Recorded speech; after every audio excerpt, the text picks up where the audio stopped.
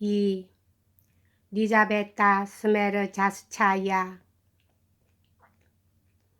여기에는 그리고리가 그전부터 품어온 매우 불미스럽고도 추악한 어떤 의혹이 뚜렷한 사실로서 나타나 그에게 커다란 충격을 준 특별한 사정이 있었던 것이다.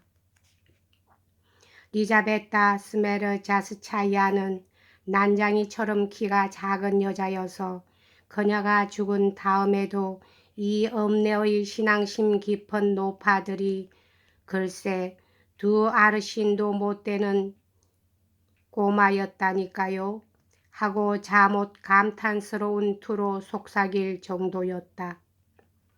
갓 20살이 된 그녀의 얼굴은 건강하고 넓적하고 혈색이 좋았으나 백치 특유의 표정이 가득 차 있었고 온순한 눈동자는 항상 무엇을 뚫어지게 쳐다보고 있어서 약간 불쾌한 느낌을 주었다. 그녀는 여름이건 겨울이건 언제나 삼베옷 하나만 걸치고 밤낮 맨발로 돌아다녔다. 그녀의 검은 머리채는 양털처럼 곱슬곱슬해서 마치 커다란 모자를 쓴 것 같았고 그 위에는 언제나 진흙탕이나 맨 땅 위에서 자는 탓으로 가랑잎이나 대패밥, 나뭇가지, 건불 따위가 붙어 있었다. 그녀의 아버지는 술로 가산을 탕진하고 병까지 걸려 집 한 칸도 없이 막버릿꾼으로 돌아다니던 일리야란 사람이었는데 읍내의 어느 부유한 상인 집에서 몇 해 전부터 머슴살이를 하고 있었다. 그녀의 어머니는 벌써 오래전에 죽고 없었다. 밤낮 앓고 있기 때문에 몹시 신경질이 된 일리야는 딸이 자기를 찾아오면 사정없이 때려서 내쫓곤 했다. 그렇지만 그녀는 하느님에 미친 신성한 사람이라 하여 어디를 가나 대접을 받았기 때문에 아버지한테 들려는 일은 거의 없었다. 일리야의 주인과 일리야 자신을 비롯하여 읍내의 인정 많은 상인과 마누라들은 늘 삼베옷 하나만 걸치고 다니는 리자베타에게 보다 인간다운 옷차림을 해주려고 시도하여 겨울이 오면 누군가가 꼭 양털 외투를 입혀주고 장화를 신겨주곤 했다. 그러나 리자베타는 그들이 하는 대로 가만히 있다가도 혼자만 있게 되면 성당 문 앞 같은 데 가서 모처럼 얻어입은 모자니 외투니 치마니 장화니 하는 것들을 모조리 벗어던지고는 그전처럼 속옷 한 벌만 걸치고 맨발로 가버리는 것이었다. 언젠가 우리 현의 신임 지사가 순시차 우리 읍에 왔다가 우연히 리자베타의 모습을 보고 그 아름다운 감정을 크게 잡친 적이 있었다. 지사는 읍장에게 물어보아 그녀가 신들린 여자라는 것을 알긴 했으나 어쨌든 젊은 처녀가 속옷바람으로 거리에 나돌아 다닌다는 것은 풍기상 도저히 용납할 수 없으므로 앞으로는 절대 이런 일이 없도록 하라고 지시를 내렸다. 그러나 지사가 돌아가자마자 리자베타는 다시 먼저처럼 방치된 상태로 돌아갔다. 마침내 그녀의 아버지도 세상을 떠나게 되자 사람들은 그녀가 고아가 되었다고 하여 더욱 친절하게 대해 주었다. 사실 모든 사람이 그녀에게 호감을 가지고 있어서 사내 아이들, 특히 한창 못된 장난을 일삼는 국민학생들까지도 그녀를 못살게 굴지 않았다. 그녀가 낯선 집에 불쑥 들어서더라도 쫓아내려고 하는 사람은 하나도 없었으며 오히려 다정한 말을 던져주던가 그녀의 손에 동전을 쥐어주곤 했다. 그러나 그녀는 돈이 생기면 성당 앞에 놓아두거나 형무소의 자선함에 집어넣어 버렸다. 시장 거리에서 둥근 빵이나 흰 빵을 얻어도 그것을 그냥 가지고 다니다가 아무나 처음 만나는 어린애에게 주어버리지 않으면 지나가는 부잣집 마나님을 불러 세우고 그 빵을 주어 버렸으며 그 마나님도 또한 기쁜 마음으로 그것을 받는 것이었다. 리자베타 자신은 딱딱한 검은 빵과 물 밖에는 먹을 줄 몰랐으며 그녀가 아무데고 큰 상점 안에 들어가 한참씩 앉아 있어도 주인은 그녀 앞에 아무리 값진 상품과 돈이 놓여 있어도 조금도 경계를 하지 않았다. 그녀 앞에 몇천 루블리나 되는 돈이 쌓여 있다고 해도 단 한 꼬베이가도 없어지지 않는다는 것은 잘 알고 있기 때문이었다. 교회에 가는 일은 거의 없었으며 밤이 되면 성당 현관이나 남의 집 울타리를 넘어가 채소밭에서 잠을 잤다. 우리 읍내엔 아직까지도 판자 울타리보다는 생나무 울타리를 한 집이 더 많이 있다. 그러나 겨울에는 평소 일주일에 한 번쯤이나 찾아가던 자기 집, 정확히 말해서 자기 아버지의 주인의 집이지만 매일 밤 와서 현관이나 마굿간에서 잠을 자고 아침이 되면 또 가버렸다.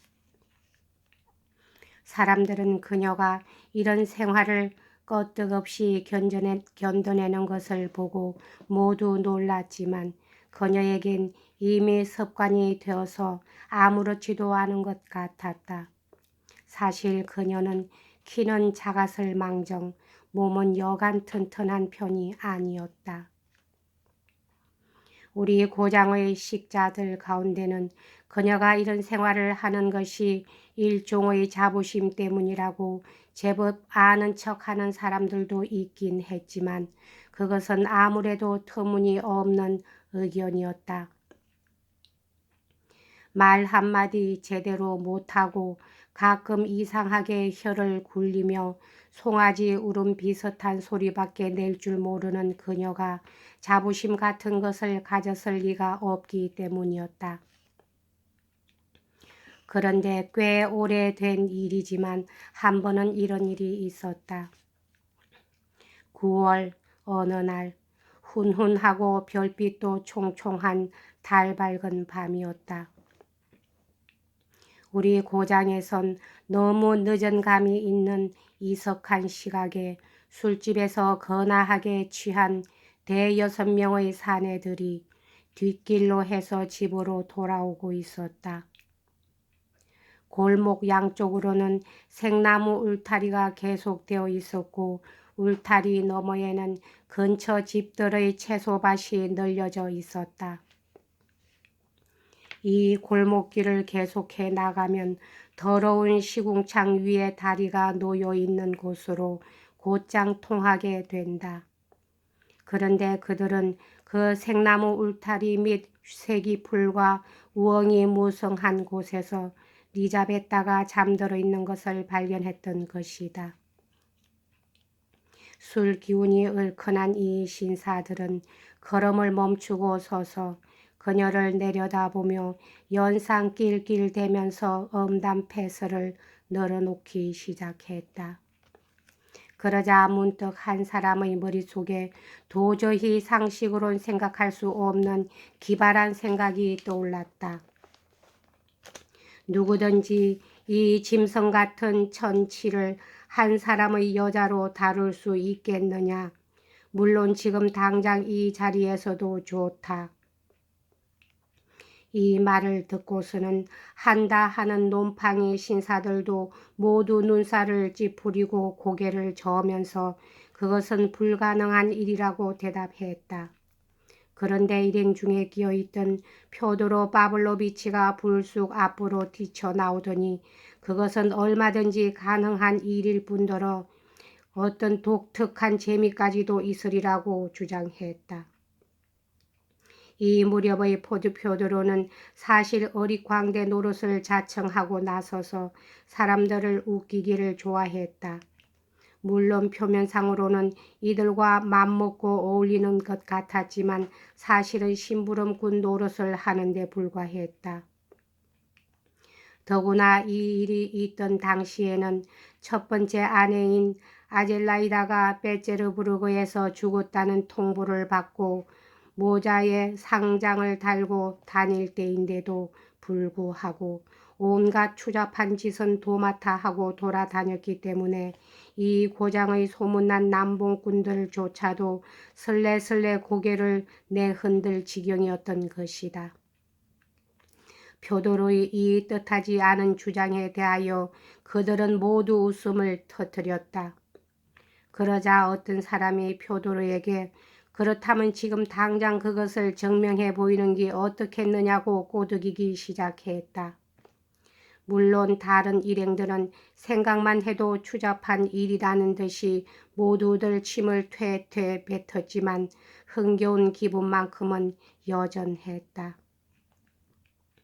그렇게들 한참 시시덕거리고 나서 그들은 결국 그곳을 떠나 제각기 집으로 돌아갔다.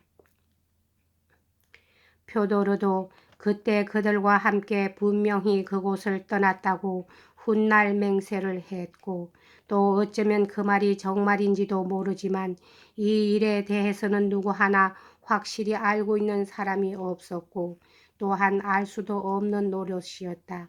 아무튼 그로부터 대여섯 달 후에 마을 사람들은 리자베타의 배가 불러졌다고 몹시들 격분해서 수군수군하기 시작했다. 사람들은 그 범인이 누구인지 조사해 보기도 했으나 별 효과는 없었다. 그런데 훨씬 후에 난데없이 리자베타를 건드린 것은 바로 표도르라는 소문이 갑자기 떠돌기 시작했다. 이 소문의 출처는 전혀 알 길이 없었다. 그때의 남봉꾼 일행 중 아직까지 읍내에 남아있는 사람은 단 한 사람뿐이었는데 그는 이미 나이 찬 딸들을 거느린 어젓한 가장으로서 사회적으로 5등관이란 상당한 지위에 있기 때문에 설사 그런 일이 있었다 하더라도 결코 입을 가볍게 놀릴 사람은 아니었다. 그 밖의 5사람은 벌써 오래전에 다른 지방으로 이사를 가고 없었다. 그러나 소문은 똑바로 표도르를 가리키고 있었고 지금까지도 그 혐의는 그대로 남아 있다. 여기까지 하겠습니다.